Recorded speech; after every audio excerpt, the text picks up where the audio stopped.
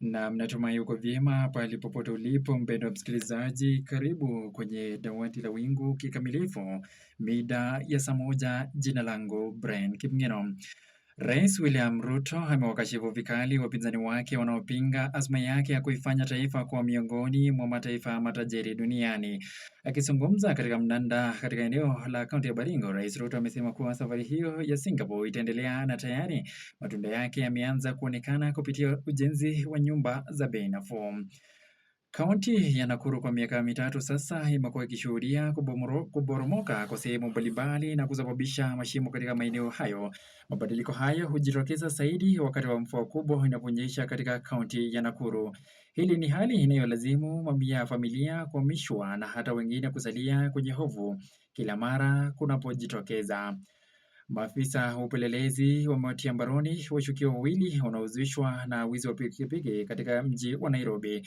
Genge la wezi hao limeripotiwa kuwaua na kuwajeruhi wahudumu wa pikipiki na kisha kutoweka na pikipiki hizo. Kwingineko ni kuwa misukosuko za kiuchumi imefuruga maisha ya jamii za wafugaji katika maeneo ya mpakani mwa Kenya na Somalia na kuacha familia nyingi zikihangaika kukidhi mahitaji ya kimsingi. Shirika la Msalaba Mwekundu lilianzisha mpango wa kutoa msaada wa fedha kwa familia zilizoathirika na zaidi za kaunti ndogo ya Dif na kaunti ya Wajir. Huku Wakenya wakijiandaa na shamra-shamra za Krismasi na mwaka mpya, waziri wa afya Aden Duale amewataka wazazi kuchukua usukani na kuwapa ushauri nasaha vijana wadogo wanaotokomea katika lindi la matumizi ya dawa za kulevya.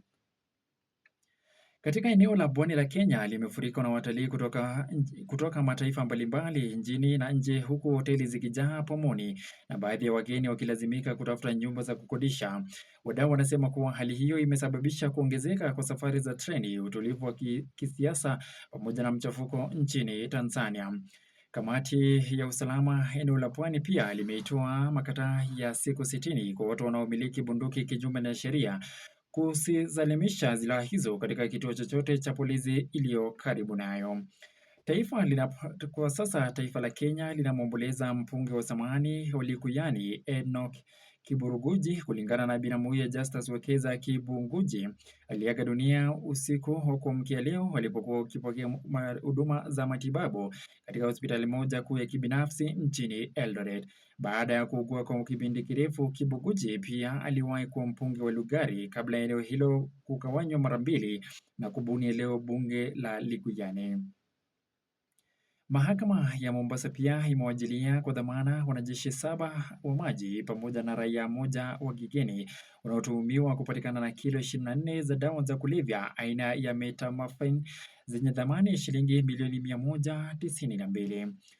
Ombi limewasilishwa katika mahakama ya Milimani ikitaka IEBC izuiwe kuendesha uchaguzi wowote hadi likamilishe mapito ya kikatiba ya mipaka ya maeneo ya uchaguzi wa wadi. Mlalamishi Philip Kipkemoi Lagat anasema mapitio haya yanafaa yafanyiwe urekebisho kabla ya mwaka 2027. Vuta ni kuvuta inaendelea ndani ya chama cha ODM kuhusu ni nani anafaa kuzungumza kwa niaba ya chama hicho na serikali ya Rais William Ruto. Katibu mkuu wa chama hicho Edwin Sifuna ikitofautiana na viongozi wengine kuhusu msimamo wa kuunga mkono kwa chama hicho.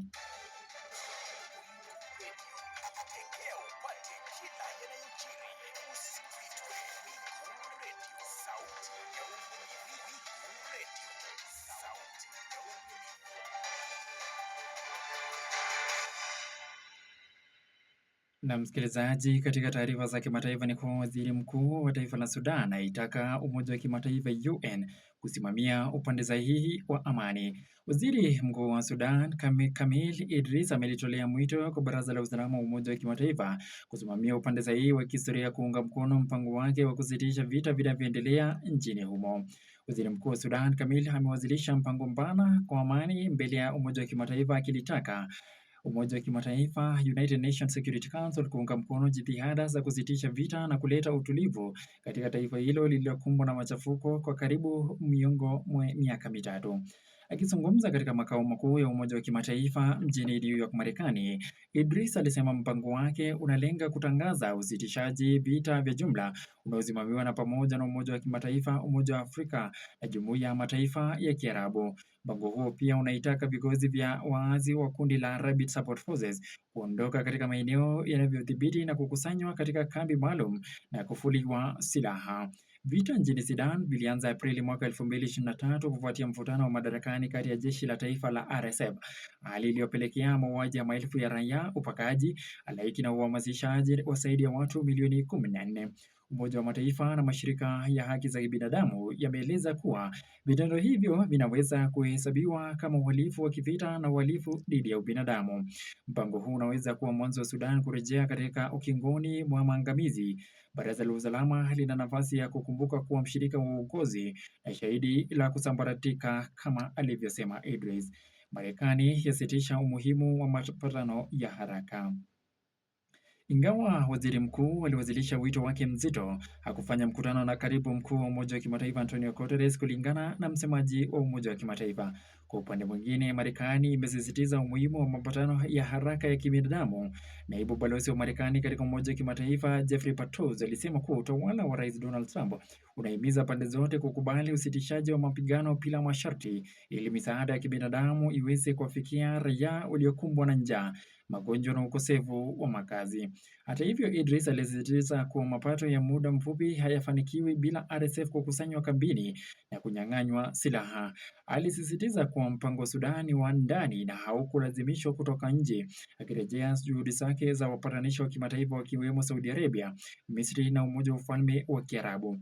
Umoja wa Kimataifa pia umeonya vita hivyo vinachochewa na usambazaji endelevu wa silaha kutoka kwa mataifa yasiyotajwa, na kwamba bila shirikisho la ukweli kwa pande zinazopigana, Sudan itaendelea kuzama katika janga kubwa zaidi la kibinadamu duniani. Kwa sasa, msikilizaji, nimefika kikomo katika dawati la wingu kikamilifu mida saa moja. Jina langu Brian Kipngeno.